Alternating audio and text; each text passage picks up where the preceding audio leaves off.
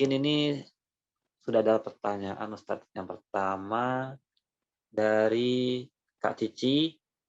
Assalamualaikum Pak Ustadz. Saya mau bertanya, apakah benar jika kita bekerja tapi mendapatkan upah tidak sesuai dengan waktu dan pekerjaannya yang sudah kita kerjakan, nantinya nantinya di akhirat akan dibayar atau mendapatkan balasan dari Allah? Jazakallah atas jawabannya. Wassalamualaikum warahmatullahi wabarakatuh. Silakan Ustadz. Ya, langsung dijawab ya, Kang Rizky. Baik. Ya. Waalaikumsalam warahmatullahi wabarakatuh. Apakah benar jika perempuan bekerja tapi mendapatkan upah, tapi umum ya, ini bukan cuma perempuan, siapapun pekerja yang mendapatkan upah tidak sesuai dengan waktu dan pekerjaan yang sudah kita kerjakan, di akhirat akan dibayar atau mendapatkan balasan dari Allah. Nah, ini terlalu jauh ya. Jadi gini, konsep bekerja dan rizki itu dua hal yang berbeda. Pahami dulu. Rizki itu sudah Allah tetapkan. Bahkan 5.000 tahun, 50.000 tahun sebelum kita ditiupkan ruhnya ke dalam rahim ibu. Sudah ditentukan tuh rizki kita. Di sini ada rizki kurniawan dan rizki hiup ya. Jadi ini bukan beda lagi nih, bukan rizki yang ini. Jadi rizki itu sudah ditentukan. Nah, suka ada tuh ya quotes-quotes yang bagus di sosmed. Setiap orang ya bisa jadi tidak punya pekerjaan, tapi setiap orang pasti punya rezeki kan gitu. Jadi bekerja dan rezeki itu dua hal yang berbeda. Rizkinya sudah ditentukan, tapi Allah menyuruh kita untuk berikhtiar. Nah, lain kesempatan kita mudah-mudahan bisa membahas tentang apa itu takdir dan ikhtiar, ya. Mudah-mudahan bisa mendudukan lebih mantap lagi, karena ini yang ilmu yang berat nih. Dianggap sepele, tapi kalau nggak lulus bahasan tentang takdir dan ikhtiar, dia bingung mana yang kategori ikhtiar, mana yang takdir. Nah, rizki ini masuk kategori ikhtiar. Ya, insya Allah masih bisa diperjuangkan. Nah, artinya apa? Kalau dia mendapatkan haknya tidak sesuai, itu akan ada penambahan ataupun jalan rizki yang dari yang lain. Dalam hadis Rasul menyatakan, misalnya ada ya, penggalan hadis bunyinya begini ya. Fa inna nafsan lan tamuta hatta tastawfiya rizqaha wa in abta'anaha. Tidak akan mati seorang hamba sampai ia mengenyam seluruh rizkinya secara keseluruhan walaupun datangnya terlambat. Jadi tetap ya datang. Tadi ada kata kunci di akhirnya wa in abta'a anha, walaupun datangnya terlambat. Jadi itu mirip seperti itu.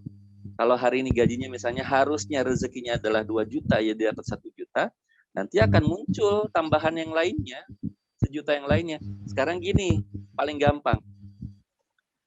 Siapapun kita yang punya penghasilan atau pekerjaan, jangan pernah melihat dari gajinya yang kita terima atau pemasukan penghasilan yang kita terima. Hitung pengeluaran bulanan. Padang hitung nggak? Ya. Ternyata kadang-kadang, Masya Allahnya gitu, kita begitu takjub, pengeluaran kita lebih besar daripada pemasukan kita. Yang penting tidak ada hutang di sana ya. Kadang-kadang ya Allah luar biasa ya. Padahal gaji saya cuma segini misalnya. Kok saya bisa dihitung pengeluaran saya bisa sampai segini, 2 kali lipat, 2 kali lipat.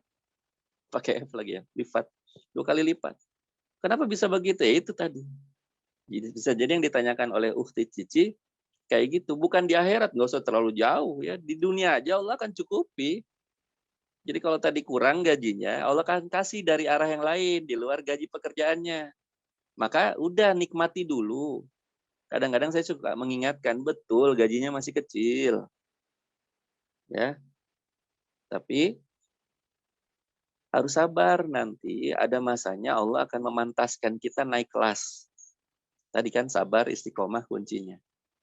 Allah akan angkat dari tempat yang susah tadi ke tempat yang lebih sejahtera. Kalaupun tetap di sana karena niatnya untuk dakwah, ada kebaikan di sana, Allah kasih dari arah yang tadi, min haitsu la yahtasib. Makanya perlu diingat tentang ayat rizki, surat At-Tolak ayat 2 sampai 3.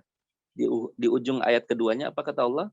Wa may yattaqillaha yaj'al lahu makhraja. Siapa yang bertakwa kepada Allah, maka Allah akan memberikan jalan keluar baginya. 1. Wa yarzuqhu min haitsu la yahtasib. Akan memberikan rizki dari arah yang tidak disangka-sangka tuh. Beruntunglah untuk istrinya Kang Rizky Kurniawan ya, dapatkan rizki dari arah yang tidak disangka-sangka. Tinggal rizki hiuk ini belum dapat dari arah yang tidak disangka-sangka. Saya doain ya Kang Rizky hiuk ya, Dia berdoa terus ya, amin tuh. Ya, Kang Rizky yang sudah sold out, silakan berbagi dan berdoa kepada Rizky yang belum sold out ya. Siap, siap, Ustaz. Ya, jadi yang kedua apa tadi?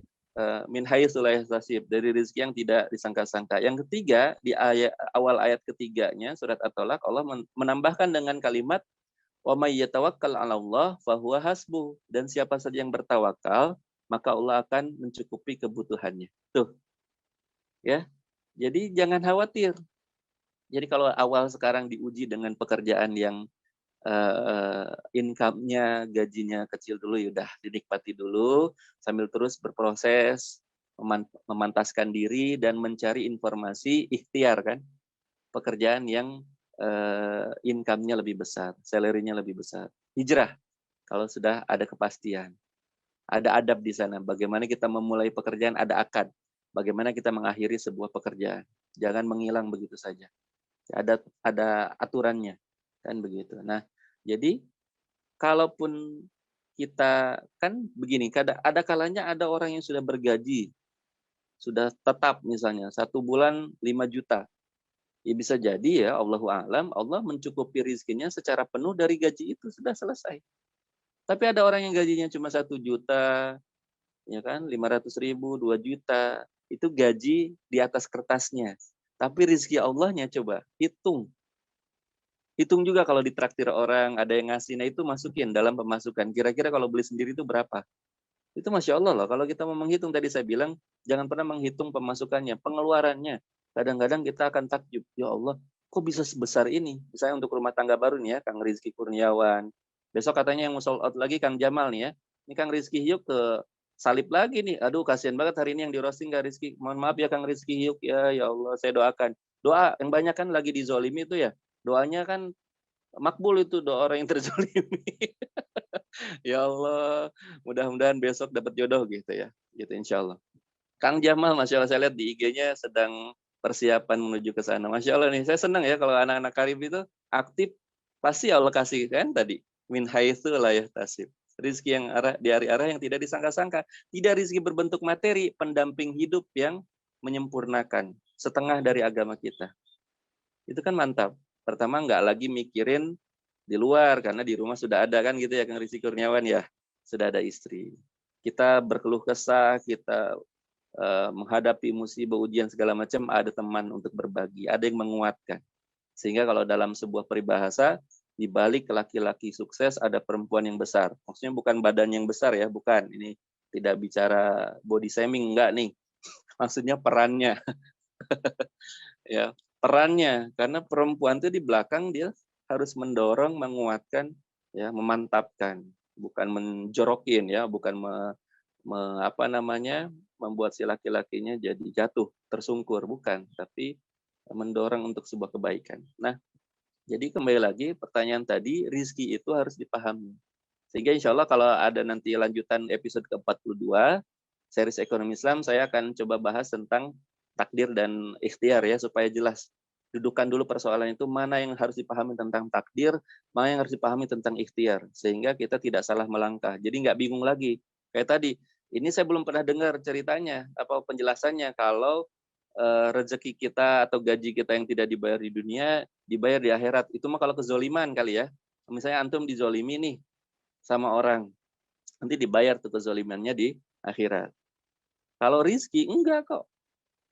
Nah, kalau memang tadi ada kezoliman dari atasannya, dari perusahaannya, memang nanti akan menuntut di akhirat bisa. Tapi Allah tetap adil kok. Urusan kebutuhannya tetap dipenuhi dari arah yang tadi. Dari arah yang tidak disangka-sangka. Karena tadi, hadis Rasulullah bilang, tidak akan mati seorang manusia sampai semua rizkinya itu terpenuhi. Walaupun datangnya terlambat. Jadi tetap harus yakin.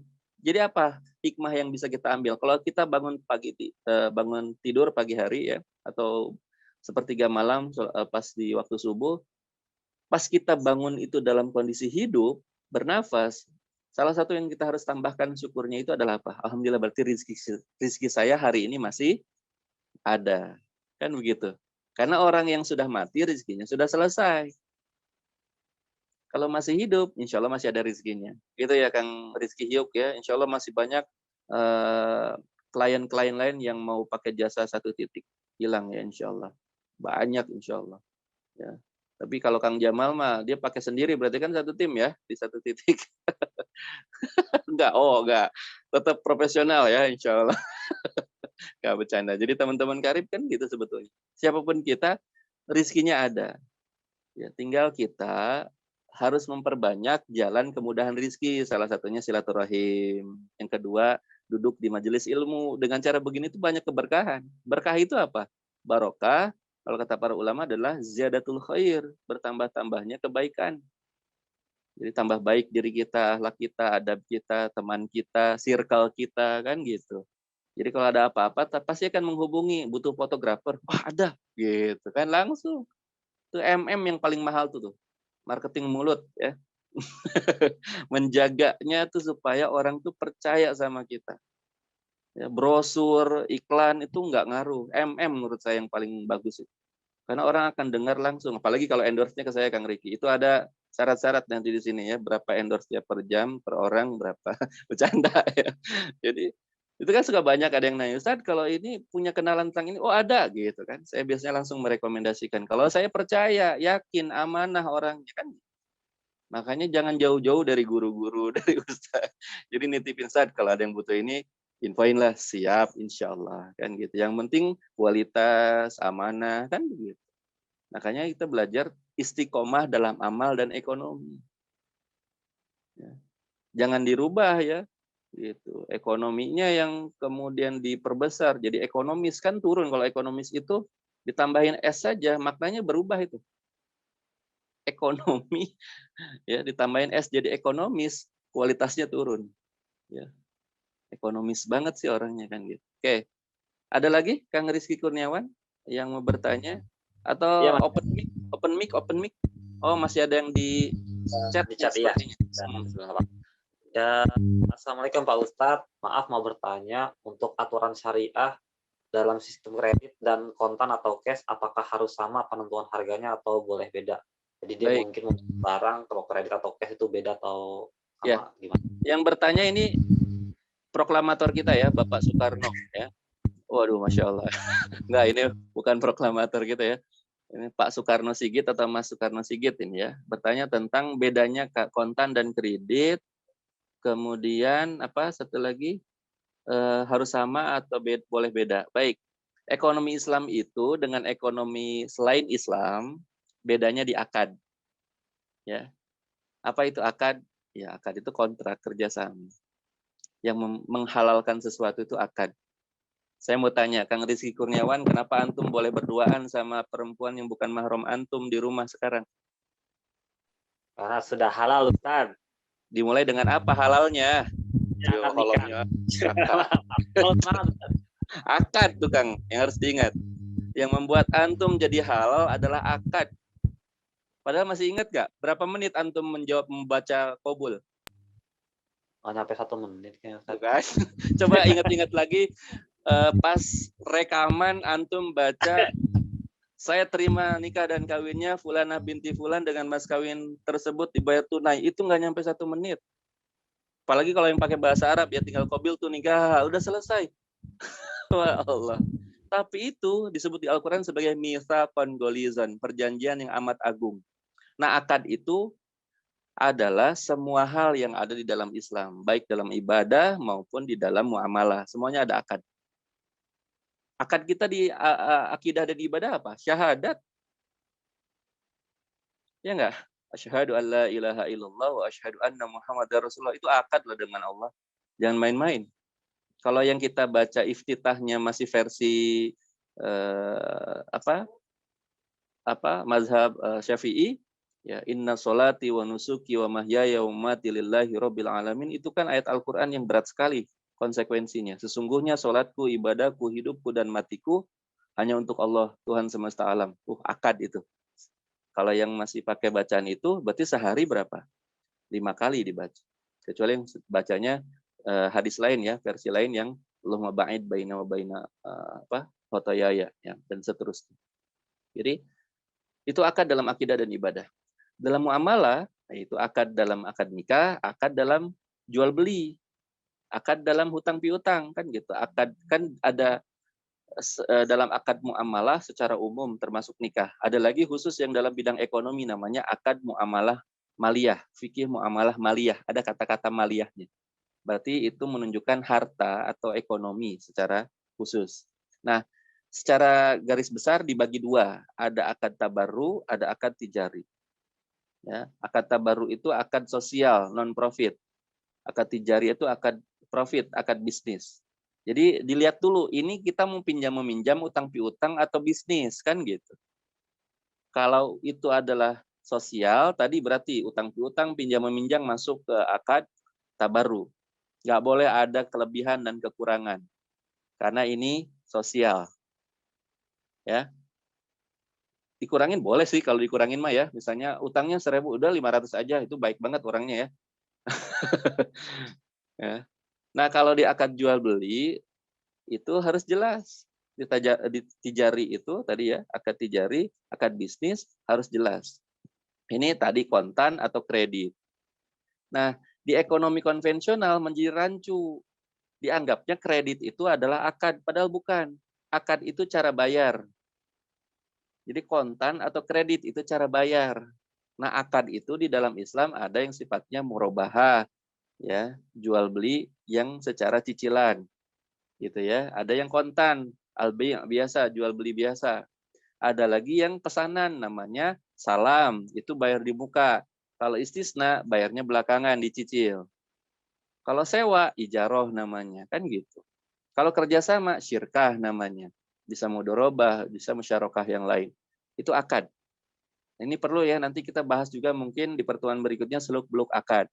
Ya, kita mulai agak berat nih, masalah takdir dan ikhtiar, seluk-beluk akad. Nah, itu jadi PR. Ingatkan saya ya, teman-teman media Karib dan teman-teman kajian, bidang keilmuan di Karib untuk membahas di pertemuan-pertemuan berikutnya. Ada dua tuh minimal yang terdekat itu yang harus kita bahas, adalah tentang takdir dan ikhtiar, juga tentang seluk-beluk akad. Akad-akad itu apa saja? Yang diingat jangan akad nikah doang ya. Ya. Kalau akad nikah, tapi sama persis. Jadi yang membedakan tadi ya, saya suka bikin analogi dua itu ya. Kalau pentingnya akad itu seperti dua pasangan yang tinggal dalam satu rumah. Tadi yang saya tanya ke Kang Rizky Kurniawan, kenapa yang satu halal? Terus satu lagi kenapa nggak halal? Yang membedakan cuma akad. Padahal cuma salaman sebentar ya. Bapaknya bilang, saya nikahkan dan kawinkan putri saya, Fulanah binti Fulan, dengan mas kawin tersebut dibayar tunai. Kobul langsung. Jawab langsung, saya terima nikah dan kawinnya, Fulanah binti Fulan dengan mas kawin tersebut dibayar tunai. Selesai, sah, kan gitu. Masya Allah. Nggak nyampe semenit Kang Rizky Yuk ya, dari sekarang belajar tuh ya. Hafalkan. Tinggal fulanahnya ganti siapa itu yang belum ya, titik-titik dulu aja ya. Titik-titik binti siapa, titik-titik ya. Kasihan ya, mohon maaf ya Kang Rizky ya, ini mah bercanda aja, jangan baper ya. Jadi itu yang membedakan cuma akad. Jadi termasuk tadi kontan dan kredit itu akadnya di depan apa? Boleh beda atau sama? Ya. Nah, ini ada dua pendapat yang berbeda ya. Jadi ada yang mengatakan mau kontan maupun kredit itu boleh harus sama. Itu ada yang pertama. Yang mengatakan punya pendapat, misalnya kalau kontan 1 juta, dikreditkan juga sama 1 juta. Ya. Itu, tapi secara logika tidak mungkin. Karena kalau kontan pasti jauh lebih turun harganya dibandingkan dikreditkan. Betul tidak? Karena logikanya akan melewati tenor yang panjang. Contoh ya, saya ambil contoh misalnya akad murabahah. Kang Rizky Kurniawan itu butuh HP, tapi punya uang cuma 500.000, datang ke saya, ya kan? Minta tolong untuk murabahah. Bisa nggak? Saya butuh HP yang harganya 2 juta. Ini spesifikasinya. Ditunjukin kepada saya. Harganya 2 juta di toko. Oke. Saya punya uang cuma 500.000. Oke. Murabahah ya akadnya? Setuju? Setuju. Oke. Saya ambil untung 500.000 boleh? Boleh. Kita hitung. Harga HP berapa? Saya belikan dulu tuh, HP-nya sudah saya belikan, sudah jadi milik saya jual kepada Kang Rizky Kurniawan. Harga asalnya adalah 2 juta. Saya ambil untung berapa tadi? 500.000. Jadi total berapa? 2.500.000. Kang Rizky punya berapa DP? 500.000. Kurangi, berarti tinggal 2 juta. Oke, mau nyicil berapa lama tenornya? 10 bulan. Oke, 10 bulan. 2 juta bagi 10 bulan. Berarti sebulannya berapa? 200.000. Ya, flat. Cicilan pertama sampai akhir ke 10 hanya 200.000 per bulan. Selesai. Tapi konsekuensinya itu kalau tertib bayarnya. Kalau Kang Rizky mangkir, bahkan sampai ngilang, saya rugi nggak? Boleh nggak saya nerapin denda? Oh, Kang Rizky ini telat nih bayarnya. Jatuh temponya kan tanggal 1. Denda ya. Nah, itu kan masuk haram tuh. Karena riba di sana. Jadi kalau dalam syariah tetap nggak boleh ada penambahan apapun, walaupun dia terlambat. Yang penting ada komunikasi. Ketika telat, sampaikan oleh Kang Rizky, maaf, ini saya kayaknya telat karena kebetulan ada begini. Boleh ya, saya minta waktu seminggu. Jadi bayarnya minggu depan. Boleh? Sepakat, udah. Nggak ada penambahan, nggak ada pengurangan. Jadi bayangkan saya ngambil untung 500.000 saja, nungguin berapa bulan, Kang Rizky? 10 bulan. Jadi wajar ya kalau cash misalnya tadi 2.100.000 ya kan. Kalau kredit 2.500.000 ada selisih 400.000 tapi saya harus nunggu 10 bulan. Itu juga kalau didasari dengan amanah. Boleh nggak Kang Rizky tengah jalan di bulan ketiga ada rizki? Dilunasi. Dalam syariah boleh nggak? Boleh. Ada penalti nggak? Nggak, itu bedanya. Kalau di konvensional, tengah bulan sebelum habis masa tempo, mau melunasi, nggak bisa. Penalti. Itu zolimnya, itu ribanya, itu haramnya. Di syariah, boleh. Dengan senang hati, alhamdulillah. Tadinya saya harus 10 bulan nunggu, ini 3 bulan kelar. Alhamdulillah, gitu. Selesai utang piutangnya tuh. Jual belinya dapat, utang piutangnya dapat. Halal semuanya. Jadi boleh ya. Jadi walaupun ada yang menyatakan tidak boleh ada 2 harga, itu bukan 2 harga yang dimaksud. Tapi sebetulnya kalau tadi kredit itu harganya jelas berapa, kalau kontan berapa jelas, kredit berapa. Kenapa bisa berbeda? Karena tadi dilihat dari resiko, risk manajemennya. Kalau dalam ilmu manajemen ada risk manajemen, manajemen resikonya 10 bulan loh harus nungguin. Itu juga kalau tertib tadi ya. Kalau ngilang, kabur, tanpa jejak gimana tuh? Kalau di bank ada LPS, lembaga penjamin simpanan. Kalau saya misalnya, siapa yang menjamin kan gitu. Makanya harus jelas gitu. Kedepannya mudah-mudahan Karib punya ya lembaga pembiayaan syariah seperti itu. Siapa tahu ya kan? Kita nggak tahu. Makanya saya dari awal nih, pada ini udah tahun kelima ya bersama Karib, pergantian presidium belum ada yang nyentuh-nyentuh bidang ekonomi secara serius. Wah, ini saya nantangin nih ceritanya nih. Ayolah, jangan sosial terus yang dipikirkan. Mulai bisnisnya juga supaya jelas ke depannya. Bahwa teman-teman tuh bisa bikin usaha sambil bisnis gitu loh. Salah satu yang kita belum punya adalah lembaga pembiayaan yang benar-benar syariah. Gitu. Kita mulai bisa dengan itu. Ya. Teman-teman Bank Infak yang dulu didirikan oleh Pak Sandiaga Uno itu sekarang bagus luar biasa. Dari mana modal pembiayaannya? Masing-masing punya barang yang nggak dipakai kan? Udah infakin ke Bank Infak. Misalnya kalau kita punya Bank Infak sendiri, nanti dijual harganya berapa? Masuk ke kas tuh mulai banyak tuh, ya kan? Kas kita. Dari situ mulai tuh pembiayaan. Siapa yang butuh pembiayaan motor, laptop, HP yang kecil-kecil dulu aja untuk remaja kan, untuk pelajar dan mahasiswa hanya sekedar itu kan, atau untuk awal-awal yang kerja, kalau nggak HP ya laptop ya motor gitu. Itu udah bagus kalau kita udah bisa bantu tanpa ada riba, tapi sistemnya skemanya apa tadi? Syariah, murabahah gitu. Atau ijarah. Saya dengan senang hati, ayo siap. Kita bentuk ini lembaga, kita tunjukin inilah muamalah syariah. Gitu. Jadi tadi pertanyaannya Mas atau Kang atau Akhi atau Pak Soekarno, siapa namanya? Pak Soekarno Sigit, boleh ya ada perbedaan antara harga kontan dan kredit, yang penting jelas di awal, tidak ada perubahan.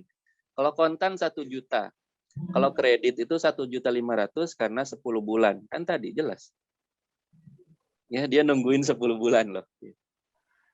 Tapi kalau antum di tengah jalan mau melunasi, kalau syariah boleh. Nggak ada penalti. Di bulan kedua, bulan ketiga, atau belum habis 10 bulan, antum mau melunasi boleh. Itu bedanya. Ya. Mudah-mudahan terjawab ya. Berikutnya, Kang Rizky Kurniawan. Ya, ini karena sebenarnya masih ada pertanyaan satu lagi karena waktunya sudah menunjukkan mau 11:30, jadi mohon maaf untuk pertanyaan ada yang tidak bisa terjawab, mungkin bisa lain kali di kajian berikutnya ya. Sekali lagi mohon maaf ada jamaah teman-teman yang pertanyaan tidak terjawab. Baik Ustaz, karena udah hampir 11:30, minta izin menyampaikan kesimpulan ya, boleh? Ya, ulang sekaligus doa singkat aja Ustaz. Baik. Ya. Saya mau menyampaikan kesimpulan, ada di slide ke-17, boleh ditampilkan sedikit Kang Rizky media nih. Ya. Jadi ada beberapa slide yang ingin saya jadikan sebagai kesimpulan bahwa istiqomah itu kan kalau sebelum ke sana ada di slide ke-11 dulu. 11 bahwa kata Ibnu Rajab, istiqomah itu kan apa? Sulukus siratil mustaqim wa huwa ad-dinul qawimu min ghairi ta'wij anhu yumnah wala yusrah. Berjalan di jalan yang lurus, yakni agama yang lurus tanpa bengkok ke kanan atau ke kiri, itu mencakup apa? Ya. Wa yashmalu dzalika ta'ah kullaha az-zahirah wal batinah wa tarkil minhiyati kulliha kadzalik.